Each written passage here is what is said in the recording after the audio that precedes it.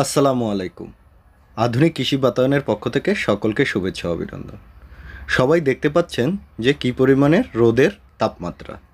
এই তাপমাত্রায় গাছকে যেন বাঁচাতে বেশ কষ্ট বা বেগ পেতে হচ্ছে। গাছের বিভিন্ন ধরনের পরিচর্যা করেও যেন গাছকে বাঁচানো যাচ্ছে না। গাছের ডগা মরে যাচ্ছে, গাছের পাতা পুড়ে যাচ্ছে, গাছ নেতিয়ে পড়ছে, গাছ বিভিন্ন সমস্যায় জর্জরিত হচ্ছে। তো এই সমস্যা থেকে কিভাবে গাছকে বাঁচানো যায়, গাছকে সুন্দর রাখা যায়, এই বিষয় নিয়েই আজকে আমরা আপনাদের সাথে বিস্তারিত আলোচনা করার চেষ্টা করব। প্রথমত, গাছে এই তাপমাত্রা থেকে গাছকে রক্ষা করার জন্য গাছে পর্যাপ্ত পরিমাণে পানি দিতে হবে। হ্যাঁ, পানি দেওয়ার সময়টা নির্বাচন করতে হবে আপনাকে চিন্তাভাবনা করে। ভর দুপুরবেলা পানি দেওয়া যাবে না, কারণ এই সময় মাটির তাপমাত্রাটা অতিরিক্ত থাকে।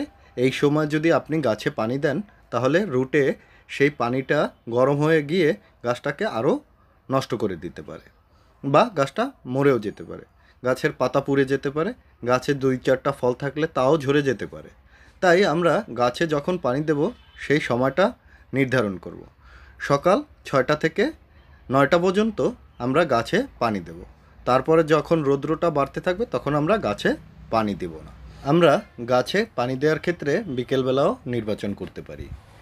বিকেল 5টার পরে যখন মাটির তাপমাত্রাটা কমে আসবে এবং সূর্যের আলোর তাপমাত্রাটা কমে আসবে তখন আমরা পানি দিতে পারি। এছাড়াও আমরা গাছে পানি দেওয়ার পাশাপাশি গাছে বিভিন্ন ধরনের ছত্রাকনাশক এবং কীটনাশক ব্যবহার করতে পারি।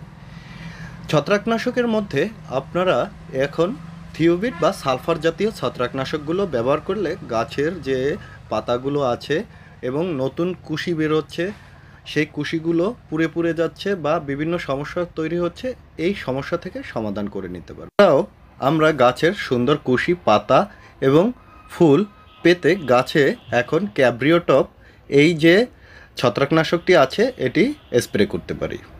এই ছত্রাকনাশকটি আমরা স্প্রে করলে গাছের ডালপালা, কুশি, পাতা এগুলো ভালো থাকবে। এছাড়াও আমরা এখন সালফার প্লাস কুইক পটাশ বা ফাস্ট পটাশ স্প্রে করতে পারি। এখন আপনারা সালফার প্লাস পটাশিয়াম এই সংমিশ্রণটি আপনারা গাছে ব্যবহার করতে পারেন। অতিরিক্ত তাপমাত্রা থেকে গাছকে রক্ষা করার জন্য এটি বেশ ভালো কাজ করে থাকে। এখন আমরা গাছের গোড়ায় পানি ধরে রাখার জন্য মালচিং করে দিতে পারি। গাছের গোড়ায় কচুরিপানা বা খড় বা মালচিং পেপার দিয়ে যদি আমরা মালচিং করে দেই তাহলে আমরা গাছের গোড়ায় পানি ধরে রাখতে পারবো এবং গাছ সুন্দর স্বাভাবিকভাবে বেঁচে থাকতে পারবে এবং গাছ নতুন ডালপালাও ছাড়তে পারবে। গাছে 2-4টা ফল থাকলে তাও ঝরবে না। তাই আমরা এখন মালচিং করে দিতে পারি। এই অতিরিক্ত তাপমাত্রায় ছাদ বাগানে বেশ সমস্যা হয়ে যাচ্ছে, তাই আমরা টবগুলো একটু উঁচুতে রাখতে পারি এবং নিয়মিত পানি দেওয়ার পরে আমরা ছাদ বাগানে টবগুলো যে কোনো মালচিং পেপার হোক বা যে কোনো জিনিস দিয়ে টবগুলো ঢেকে দিতে পারি। তাহলে আমাদের টবের গোড়ায় মাটিগুলো এভাবে শুকিয়ে যাবে না। অতিরিক্ত শুকিয়ে গেলে টবের গাছটি মরে যেতে পারে। এবং পাশাপাশি আমরা ছত্রাকনাশক ক্যাব্রিওটপ বা সালফার জাতীয় ছত্রাকনাশক ব্যবহার করতে পারি। এর পাশাপাশি আমরা পটাশিয়াম প্লাস সালফার এটি ব্যবহার করতে পারি। পটাশিয়াম প্লাস সালফার প্রতি লিটার পানিতে আমরা 3 থেকে 5 গ্রাম মিশিয়ে স্প্রে করতে পারি। এছাড়া ক্যাব্রিওটপ আমরা প্রতি লিটার পানিতে 2 গ্রাম মিশিয়ে স্প্রে করতে পারি।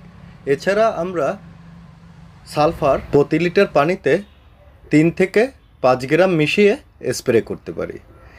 এগুলো স্প্রে করার ফলে আপনার গাছে পাতা পোড়া, পাতা ঝরা, পাতা লালচে হওয়া এবং কুশি মরা বা কুশি কালো হয়ে নষ্ট হয়ে যাওয়া এগুলো থেকে রক্ষা পাবে। প্লাস আমরা গাছের গোড়ায় মালচিং করে দেব। মালচিং করার জন্য আমরা কচুরিপানা বা খড় বা মালচিং পেপার ব্যবহার করতে পারি এবং এগুলো ব্যবহারের ফলে আমাদের গাছের গোড়ায় পানিটি ধরে রাখবে। এবং দেখা গেছে এত তাপমাত্রায় আপনারা যদি ভর দুপুরবেলায় পানি প্রয়োগ করেন তাহলে সেই পানিটি গরম হয়ে গাছের শিকড়টি নষ্ট করে দিতে। তাই আমরা সকাল 6টা থেকে 9টার মধ্যে পানি দেওয়া শেষ করব। যদি আমাদের সম্ভব না হয় তাহলে বিকেলবেলা যখন মাটির তাপমাত্রাটা সহনশীল পর্যায়ে চলে আসবে তখন আমরা বিকেল 5টার পরে পানি দিয়ে দিতে পারি। এই পানি দেওয়ার ফলে আমার গাছটা সতেজ থাকবে এবং আমাদের এই যে গাছে 2-4টি করে ফল আছে সেই ফলগুলো ভালোভাবে টিকে যাবে। তো এতক্ষণ আপনাদের সাথে আমরা গাছের বিভিন্ন পরিচর্যা, এই তাপদাহ থেকে গাছকে কিভাবে রক্ষা করবেন সেই বিষয় নিয়ে আপনাদের সাথে আলোচনা করলাম। পরবর্তী ভিডিওতে আমরা আরও অন্য কিছু নিয়ে আপনাদের সামনে হাজির হব। সেই পর্যন্ত সবাই ভালো থাকবেন, সুস্থ থাকবেন, সুন্দর থাকবেন। ধন্যবাদ সকলকে আমাদের সাথে থাকার জন্য।